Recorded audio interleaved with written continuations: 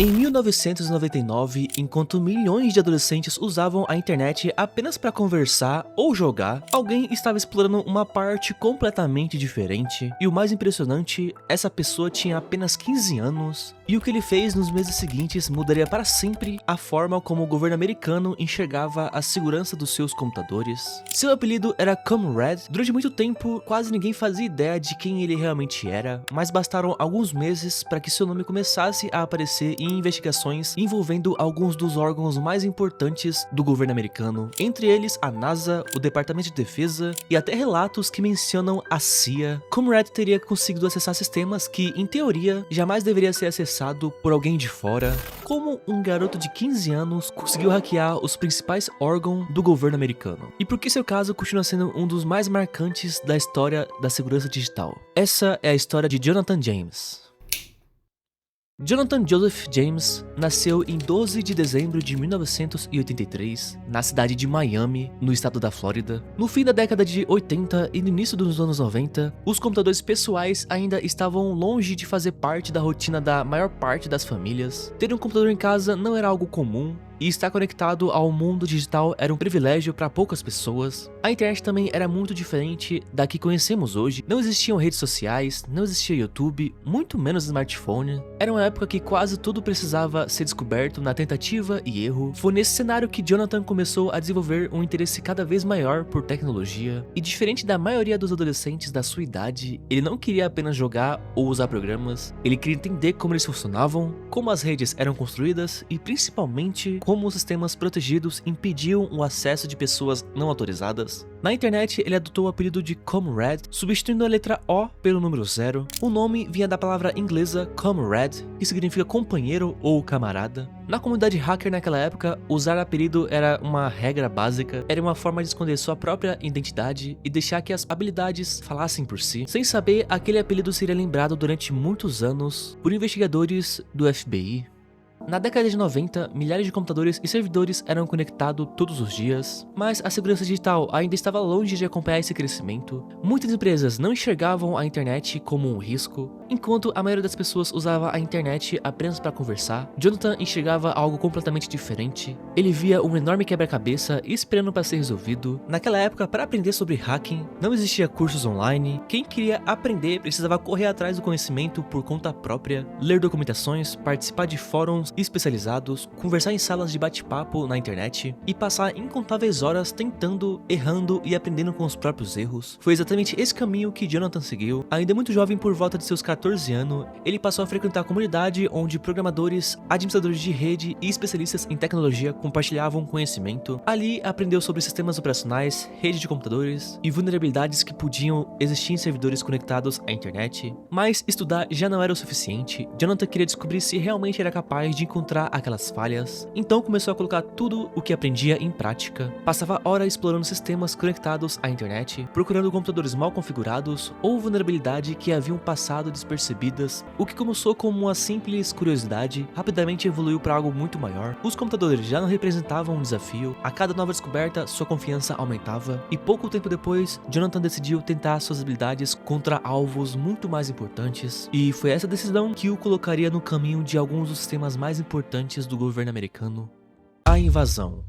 Até aquele momento, Jonathan havia conseguido acessar diferentes redes e sistemas, mas em 1999, uma dessas invasões levaria diretamente para dentro de uma agência ligada ao Departamento de Defesa dos Estados Unidos, a Defense Threat Reduction Agency, conhecida pela sigla DTRA. A função daquela agência era extremamente sensível. Ela trabalhava na identificação e análise de ameaças envolvendo armas nucleares, químicas biológicas e outras tecnologias capazes de colocar a segurança dos Estados Unidos em risco. Não era um computador de uma empresa qualquer, era parte da estrutura de defesa do país, e mesmo assim, Jonathan encontrou uma maneira de entrar. Segundo os documentos do caso, ele conseguiu invadir um servidor localizado em Dulles, no estado da Virgínia. Depois de conseguir acesso, Jonathan instalou uma backdoor, uma espécie de entrada secreta que permitia que ele retornasse ao sistema posteriormente, sem precisar repetir toda a invasão, todos os códigos e ter que ficar procurando vulnerabilidades. Mas ele não parou por aí. Dentro daquele servidor, Jonathan também instalou um programa conhecido como Sniffer. Esse programa era capaz de observar informações que circulavam pela rede. Durante aproximadamente 2 meses, o programa interceptou mais de 3.300 mensagens enviadas e recebidas por funcionários da agência. Além das mensagens, Jonathan também capturou diversos nomes de usuários e senhas. Entre essas credenciais estavam acessos ligados a pelo menos 10 computadores militares. A partir daquele momento, ele já não estava apenas observando um sistema do governo, agora possuía informações que podia permitir o acesso dele a outras máquinas, e tudo isso estava sendo feito por um garoto de 15 anos. Mas o Departamento de Defesa não seria o único grande alvo de Comrade. Naquele mesmo período, Jonathan conseguiu entrar nos computadores do Marshall Space Flight Center, uma das principais instalações da NASA, localizada no Alabama. O centro participava do desenvolvimento de tecnologias relacionadas à exploração espacial e à Estação Espacial Internacional, e foi dentro do seu sistema que Jonathan encontrou algo muito mais valioso do que simples mensagens ou senhas. Ele localizou e baixou arquivos de software pertencentes à NASA. O material incluía códigos relacionados ao sistema que ajudava a controlar o ambiente físico da Estação Espacial Internacional. Entre suas funções estava o controle de temperatura e da umidade dentro das áreas habitadas da estação. Em outras palavras, um adolescente sentado diante de um computador em sua casa na Flórida havia conseguido copiar parte de um software desenvolvido para ajudar e manter astronautas vivos no espaço. A NASA estimou o valor daquele material em aproximadamente $1.700.000. Em reais daria mais ou menos $8.600.000. Mas isso não significa que Jonathan assumiu o controle da Estação Espacial Internacional. Ele podia controlar, mas ele não alterou a sua temperatura, não colocou astronautas em perigo e não controlou a estação remotamente. O que ele fez foi acessar os sistemas do centro da NASA e baixar o código relacionado ao projeto. Ainda assim, para o governo americano, a situação era extremamente grave. Se um adolescente conseguia entrar, permanecer dentro das redes e copiar arquivos sem ser detectado imediatamente, quem mais poderia fazer o mesmo? Um grupo criminoso, uma organização terrorista, ou até mesmo um serviço de inteligência de outro país? O problema já não era apenas o que Jonathan havia roubado, era o que aquelas invasões revelavam. Alguns dos sistemas mais importantes do governo americano não eram tão seguros quanto todos imaginavam, e para Jonathan, aquilo parecia ser apenas uma demonstração de habilidade. Anos depois, ele afirmaria que não pretendia prejudicar ninguém e que havia baixado o código para estudá-lo. Também criticaria abertamente a segurança dos computadores governamentais. Na visão dele, a parte mais difícil não era entrar, era possuir o conhecimento suficiente para compreender o que existia do outro lado, mas as autoridades não enxergavam aquilo como uma simples curiosidade.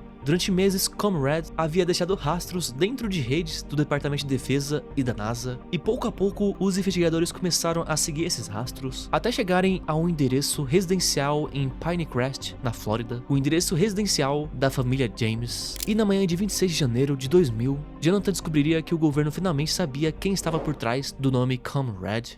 A descoberta.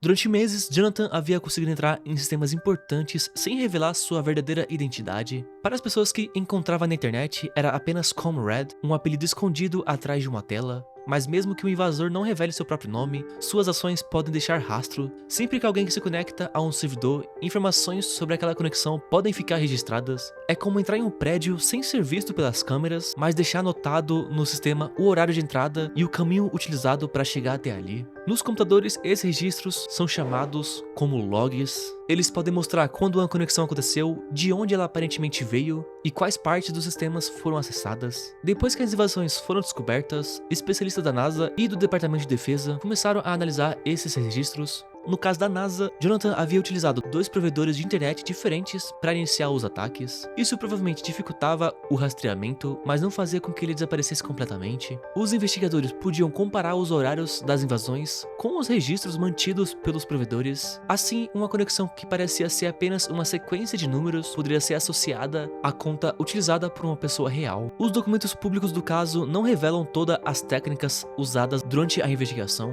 Por isso, não é possível afirmar exatamente qual registro entregou Jonathan, mas, pouco a pouco, o apelido Comrade deixou de ser apenas um nome anônimo na internet. Os rastros começaram a apontar para a Flórida, para a cidade onde Jonathan vivia com a sua família. Agentes ligados ao Departamento de Defesa e à NASA, acompanhados pela polícia de Pinecrest, chegaram à casa da família James. Durante a investigação, os agentes apreenderam computadores e equipamentos que poderiam conter provas das invasões. A partir daquele momento, a identidade de Comrade já não era mais um mistério. Agora, o governo precisava decidir o que fazer com um adolescente acusado de invadir redes militares e computadores da NASA. Depois da operação realizada em janeiro de 2000, pela primeira vez, um adolescente que durante meses permaneceu escondido atrás de um apelido agora precisava responder perante a justiça. As acusações eram graves. Para o governo americano, não importava que o responsável fosse um adolescente. O que estava em jogo era a segurança de órgãos considerados estratégicos para o país. Diante das provas reunidas durante a investigação, Jonathan decidiu assumir as responsabilidades pelos crimes. Ele se declarou culpado. Como ainda era menor de idade na época dos ataques, o caso foi tratado dentro do sistema judicial juvenil dos Estados Unidos. Jonathan foi condenado a cumprir 7 meses de prisão domiciliar e teve o uso de computadores severamente restringido durante esse período e foi obrigado a escrever uma carta pedindo desculpas para a NASA e o Departamento de Defesa. Na prática, o garoto que havia passado anos aprendendo tudo sobre tecnologia agora estava proibido de utilizar justamente aquilo que mais amava. Para muitas pessoas, a punição parecia justa, afinal ele havia invadido computadores pertencentes ao governo dos Estados Unidos, mas outras defendiam uma visão diferente, argumentavam que Jonathan era apenas um jovem extremamente talentoso e aquele conhecimento poderia ter sido usado para fortalecer a segurança digital do próprio governo.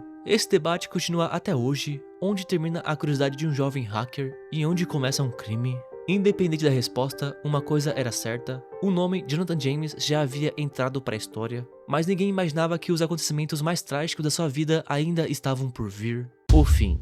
Depois de cumprir sua pena, Jonathan James tentou seguir em frente. O garoto que um dia ficou conhecido como Comrade já não invadia computadores do governo, ele buscava reconstruir sua vida, mas anos depois, um dos maiores ataques cibernéticos da história dos Estados Unidos faria seu nome voltar ao centro das atenções. Em 2007, a empresa americana TJX, dona de redes como TJ Maxx e Marshalls, revelou ter sido vítima de uma gigantesca invasão. Os criminosos conseguiram roubar informações de milhões de cartões de crédito e débito. Na época, o caso foi considerado um dos maiores vazamentos de dados já registrados. As autoridades iniciaram uma das enormes investigações para identificar os responsáveis, e durante esse processo, o nome de Jonathan James voltou a aparecer. Mesmo sem ter sido acusado formalmente, Jonathan passou a ser investigado novamente pelas autoridades. A possibilidade de voltar a enfrentar um processo criminal o abalou profundamente. Pouco tempo depois, Jonathan escreveu uma longa carta falando sobre o ocorrido. Nela, afirmava que era completamente inocente e também dizia que não confiava mais no sistema de justiça. Segundo Jonathan, se fosse condenado novamente por um crime que dizia não ter cometido, sua vida estaria acabada. No dia 18 de maio de 2008, aos 24 anos de idade, Jonathan James foi encontrado morto em sua casa. A causa da morte foi suicídio. Sua carta rapidamente ganhou repercussão na imprensa. Para muitas pessoas, Jonathan havia tirado a própria vida por acreditar que seria responsabilizado por um crime que dizia não ter cometido. Até hoje não existe nenhuma prova pública de que Jonathan James teria participado do ataque à TJX. Os principais responsáveis identificados pelas investigações foram outros hackers, incluindo Albert Gonzalez e seus comparsas. Jonathan jamais foi acusado formalmente nesse caso, e foi assim que terminou a vida do primeiro adolescente da história dos Estados Unidos condenado por crimes cibernéticos. A morte de Jonathan James deu origem a inúmeras teorias. Algumas pessoas acreditam que ele foi pressionado pelas investigações, outras afirmam que ele teria sido assassinado para impedir que revelassem informações sigilosas, mas existe um problema em todas essas teorias. Nenhuma delas foi comprovada. Até hoje, não havia evidências públicas de que Jonathan tenha sido assassinado ou de que estivesse envolvido ao ataque à empresa TJX. O que permanece são perguntas sem respostas. No fim, a pergunta que fica não é como um garoto de 15 anos conseguiu invadir a NASA. A verdadeira pergunta é: o que teria acontecido se aquele talento tivesse encontrado um caminho diferente?